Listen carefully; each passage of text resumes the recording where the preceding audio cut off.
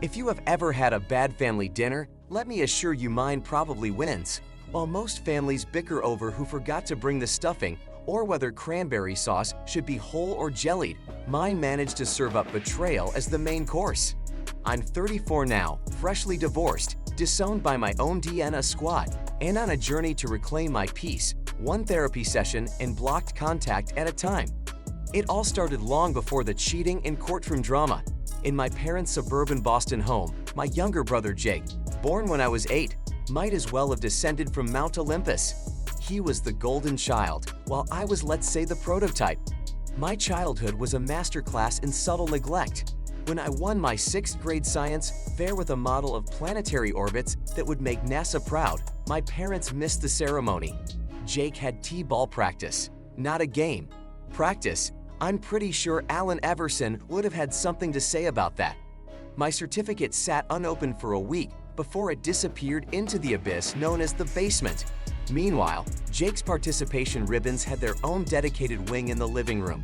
He got a car for his 16th birthday to boost his confidence, while I got a job to pay for college and new sneakers. If that's not character development, I don't know what is. When I got accepted into MIT with a partial scholarship, Mom's response wasn't wow. It was, Jake might be starting pitcher next year. I should have known then that if I ever wrote a memoir, it would be titled The Other Son. Fast forward through my time at MIT, where I thrived without being compared to someone failing his 3rd major. I became the youngest senior developer at my company and bought a lovely condo in Cambridge. Then came Amy. I met her at a coffee shop. She was a barista with an uncanny ability to remember orders and make people feel seen. Apparently, she'd been leaving flirty notes on my cups for weeks before I noticed. I was too busy optimizing distributed systems, basically nerding out. When I finally asked her out, we talked for 6 hours about everything: hopes, dreams, annoying relatives. She called my family blind, and I thought, finally, someone gets it. We got married. It was small but perfect except for my parents treating the reception like Jake's job fair.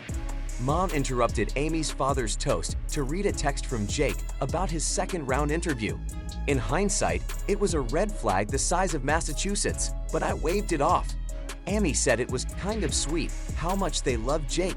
In retrospect, sweet is doing a bit too much heavy lifting there. For 3 years, our marriage was great. We built a home that felt warm, unlike the emotional tundra I grew up in. We cooked fancy meals, explored bookstores, and talked about starting a family. Then Jake returned from California, where the startup culture wasn't his vibe, which is fancy talk for I flamed out. He sent me an email apologizing for the past and asking for a second chance. Amy, always the optimist, said I should give him another shot. People grow, she said. I guess I didn't ask which way. Jake joined us for dinners, brought wine, cracked jokes, and even defended me at family dinners. I began to think, maybe this guy's finally maturing. Spoiler, he wasn't. Little by little, I noticed changes. Jake was at our place a lot sometimes when I wasn't even home. Amy said they were just hanging out. He'd touch her belly without asking once she announced the pregnancy, say things like our baby, and somehow invite himself on our baby moon. I still tried to believe the best. After all, who suspects that? One night, curiosity overruled my belief in marital privacy. Amy's phone was charging on the nightstand, and I read every message between her and Jake. 6 months worth. Hotels. Baby talk. Plans to wait until the baby was born to tell me so I'd be too attached to leave. I didn't just feel betrayed. I felt strategically betrayed. When I confronted her, she gave me the standard script. We did not mean for this to happen. Sure. Like you don't mean to drive across state lines into a hotel bed repeatedly. Jake. Smug. Amy. Tearful. Me. Done. I called my parents, naively thinking, surely now they'll take my side. Guess again. Jake made a mistake. Mom said, you have to forgive him. Think of the child. The child. Conceived while my wife was lying to my face and Jake was borrowing my coffee mug like a sitcom sidekick. I filed for divorce the next day and moved into a hotel. Jake tried to talk like men, which ended in HR removing him from my workplace. Amy alternated between tearful apologies and claiming I was emotionally unavailable. My parents blamed me for being too difficult since birth. The golden child had struck again, and somehow I was the villain. Despite the betrayal, I walked away with the condo and most of my income intact. Small win.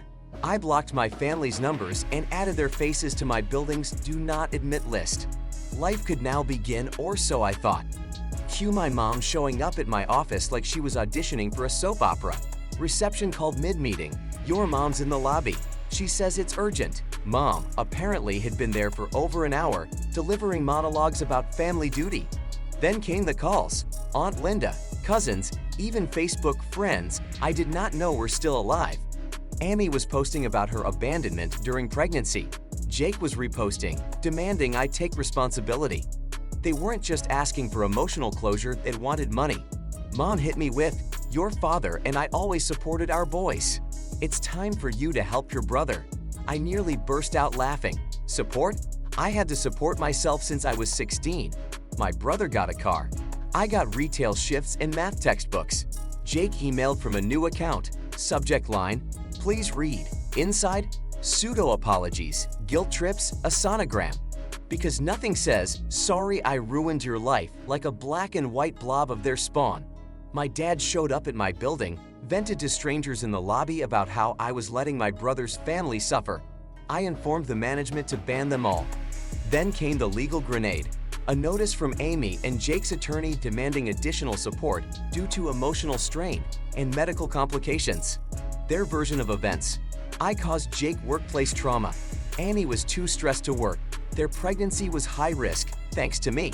Luckily, I had receipts, emails, social media posts, building security footage, everything short of a dramatic reading of their WhatsApp chats. My lawyer shredded their arguments in court. Amy's pregnancy? Completely normal. Jake's unemployment? Self-inflicted. Amy had rejected a full-time job to stay technically jobless. It was all a con. The judge was not amused. "This court does not appreciate attempts to weaponize legal proceedings," he said. He denied their request and cut my alimony by 60%. Boom. The fallout? Swift and satisfying. Amy suddenly could work. Jake found a job in retail. My parents accused me of destroying Jake's last chance. Their attorney? Resigned? Me. Promoted. My company offered me a new role on the other coast. Before I could pack my bags, Aunt Linda called. She talked about my parents losing their retirement savings and refinancing their home. She cried, blamed me for not being there. I asked why she didn't help, since she had money. Her answer, "It's different." Of course it is. I told her that self-respect was the one thing I finally had, and I wasn't trading it for their guilt-laced casserole. I hung up, blocked her too. That moment gave me the clearest sense of freedom I have ever felt. I accepted the Seattle job, sold the condo. My coworkers threw me a send-off party. There were cupcakes, heartfelt cards, and zero mentions of Jake. So here I am, sitting in my empty apartment, boxes taped, engine running, ready to drive west into a future where I'm not compared, manipulated, or guilt-tripped into loyalty I never received. Jake and Amy had their baby last week. No, I have not seen photos. No, I have not reached out. And no, I'm not sorry. To anyone reading this who feels like the forgotten one, the afterthought, know this: you're not alone. Your value isn't defined by how your family treats you. Sometimes, walking away is the most loving thing you can do for yourself. Here's to fresh starts, clean slates, and better coffee mugs. And that, folks, is how you go from family scapegoat to main character energy. If you found yourself yelling yes at your screen or clutching your imaginary pearls at any point during this wild ride, do me a favor, smash that like and subscribe. Cheers to fresh starts and better boundaries.